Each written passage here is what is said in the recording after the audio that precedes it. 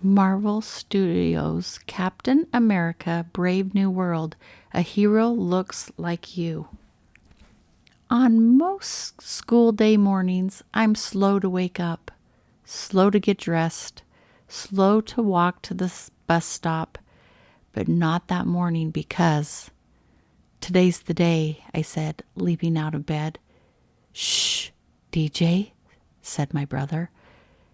Today's the day, I whispered, while getting dressed.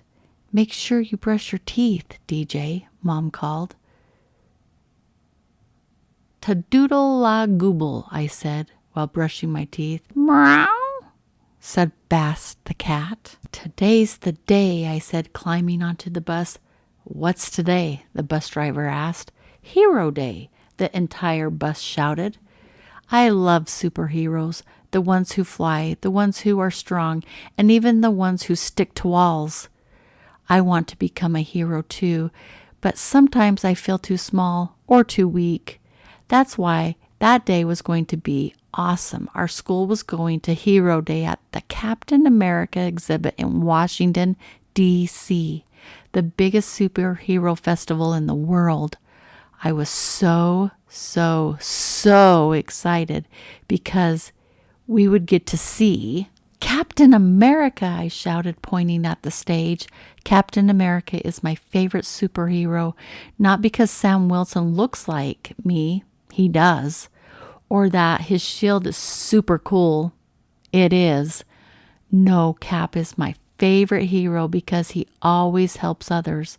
Like that day, after Hero Day was over, he was going to deliver solar battery drones to neighborhoods around D.C. Power to the people.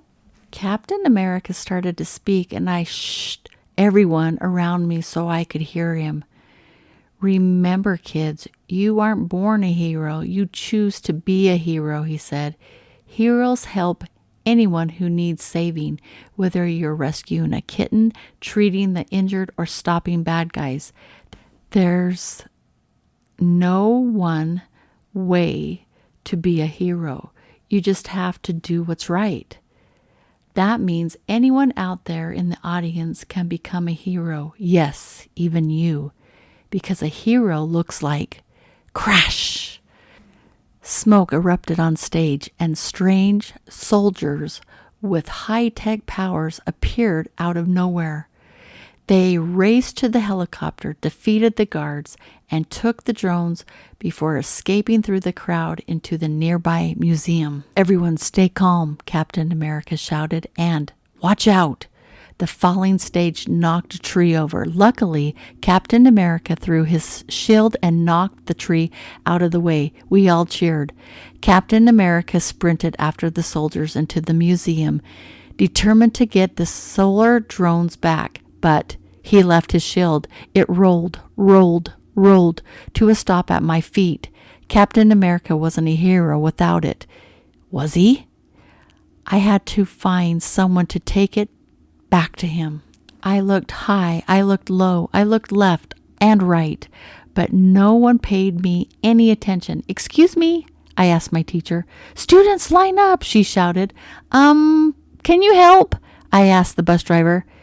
Yarg! He screamed and ran away. I need some help, I asked a nearby tourist. My underwear's on fire, he yelled. Fine, I guess it was up to me. Captain America saved us, so I was going to save his shield.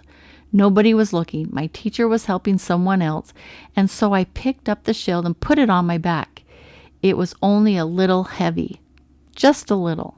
Captain America and the soldiers had gone into the museum, and I followed.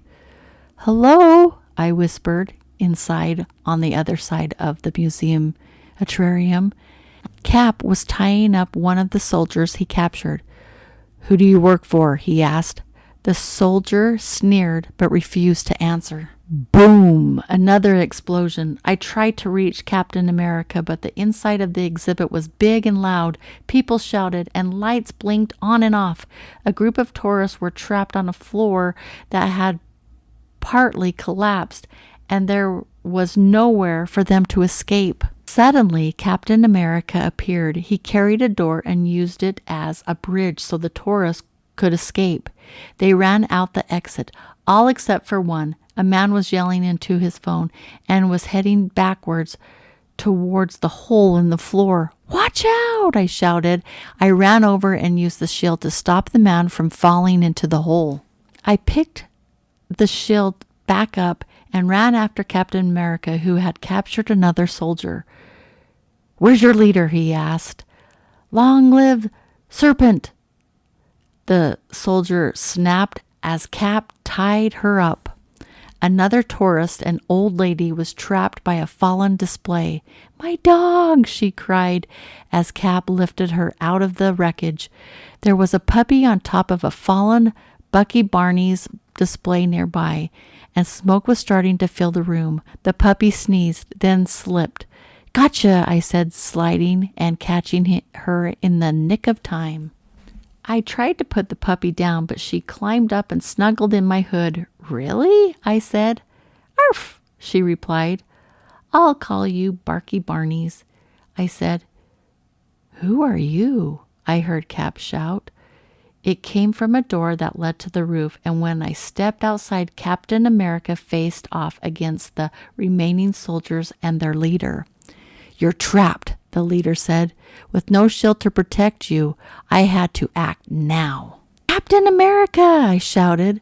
With a mighty shove, I rolled the shield down the stairs and across the roof, and it was just in the nick of time.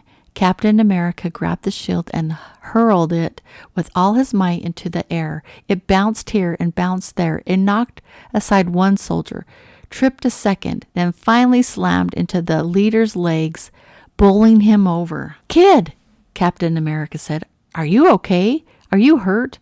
What were you thinking?" I opened my mouth, but nothing came out. This was Sam Wilson, Captain America. I was getting lectured by Captain America.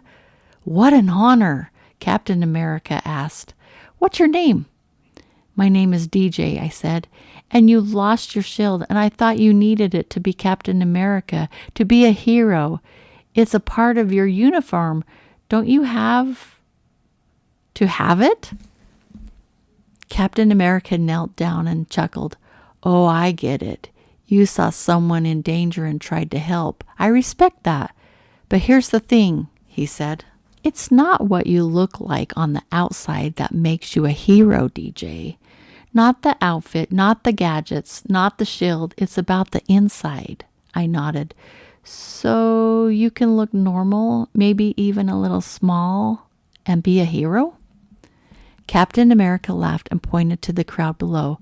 There were my classmates, the man who almost fell through the hole, and Barky Barney's owner, the old lady. "That's the boy who saved me," said the old man. "And my service puppy," said the old lady. "My underwear," shouted the tourist. "Do you see that?" Captain America said. "You saved them, DJ, not me.